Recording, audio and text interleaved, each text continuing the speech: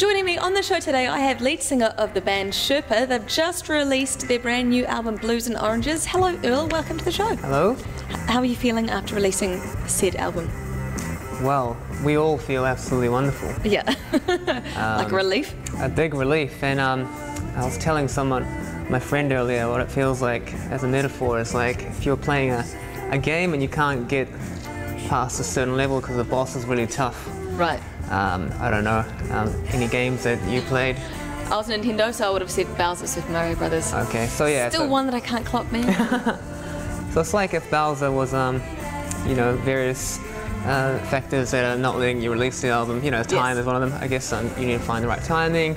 So to finally have it all together, get the vinyl in, and then to release it is a big relief. Yeah. And so you're releasing just digitally and on vinyl. You're thinking CDs aren't the way of the future? Or well, I mean, I personally still listen to CDs, just that, you know, especially in the car when you're driving. Yeah. Although you can have your iPod and put it into AUX cord. Yeah.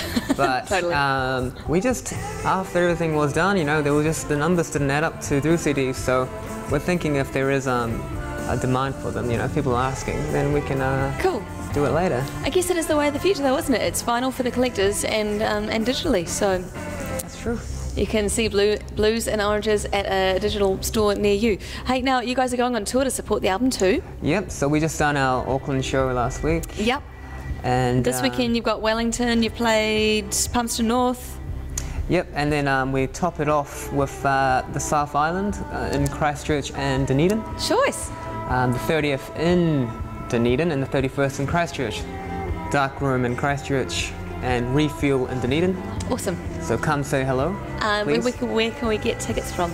Underradar.co.nz. Easy. There should be a little ticket header and you'll find Sherpa there. How are you finding playing the new songs live?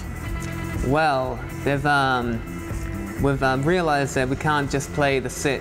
We can't play the album in its order because the album order and a set order don't really correlate as well as it does in my mind. So we found it difficult the other night to do that because, especially with technical difficulties, which may arise. So we figure we need to go and surgically improve our set list so that it fits a bit better. But in saying that, playing the new songs is fantastic. Wicked. Finally. Well, because, you know, reading your press release, it says, you know, you've got saxophones and all sorts of instruments, strings, but that's done not real. You didn't find a real saxophone. Yeah, so basically we don't get any live performers to play those instruments. So we basically I have a little machine called a sampler. Cool. And then you can just pre-record your own performances in there, and then just have it in the touch of a button. You play harmonica though, don't you, on the album? I do play a bit of harmonica on the album. And on tour, it's going all right? Well, that's the thing is, I've lost my harmonica. So if anyone wants to bring a harmonica to our shows, I might have a spare one. Muchly appreciated. Oh, awesome. Sweet. Cool. Okay, well, let's talk about the recording of the album. You had Cody Nielsen that produced it. How did that go? Cody Nielsen, wow, that was a real pleasant experience for all of us because we're such huge fans. I mean, we're very lucky and privileged to work with one of our heroes, I mean, as anyone would be. So, I mean, as much as we were just starstruck the whole time, he was really up for being, you know, working hard, which we're really into as well. Cool. Because nothing better than the time melting away while you're being productive, we feel. So you're obviously really absorbed in the making of. Yeah, we just totally get lost in the creation of it. Wicked. And, Cody feels the same way. He's got the experience as well to be in that position. So. And did you find that you took the songs to him and he kind of went, hey, have you thought about this? And you went, oh, I never thought about that. Or did he just kind of work with what you were doing, pretty much? Yeah. So I mean, when he did make suggestions, they were quite potent. You know, like because he's a multi-instrumentalist himself. So he has authority over everything that we play. So I mean, he's got experience there. So even just putting a kick drum somewhere that, you know, should be there and maybe taking something out, you know, subtraction and addition, he was able to really, you know, make the song a lot better than it could be just by adding or subtracting. Hey, so the places you recorded, you had Roundhead, which is of course Neil Finn's Flash Studio in Auckland. That's right. And then someone's house, was it? Or Batch? Yeah, we had a batch. So my friend and bandmate Ben, his parents have a batch somewhere up north, maybe about an hour's drive. Oh, nice. Badleys Beach, yeah, it's lovely there. And so after all the kind of like sweat and tears were extracted from hard work, getting the basic takes. Yeah.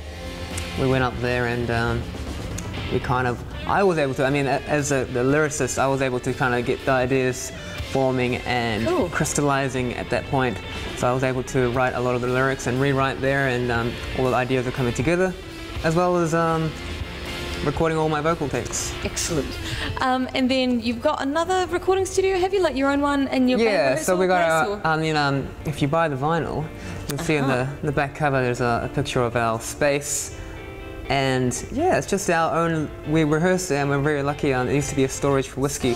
So attached to the room is a huge echo chamber, as they call it. So I mean, we could, so we definitely made use of that. So like we set up amps and put sounds through the amps and see how they reacted in the big echo chamber. And it was, you can't really fake that kind of stuff. It's natural. Genius. It's amazing, yeah. All right, well, Sherpa's album Blues and Oranges is out now. We're going to go into your tune for Quit Time. Can you tell me about this song before we head into it? Yeah, Quit Time is kind of, it's a schizophrenic song, really. Like, there's a main vocal and a call and response, and it's both me. And basically, it's going, you know, there's no time, but yes, there is. So, I mean, it's just that, the duality of not having enough time and then finding it, and then also like the time just slipping away when you're having fun. So it's just a meditation on that, really. All right. Thank you very much, Earl. No problem. Here is Sherpa with Quit Time on NZO. Peace out. Bye.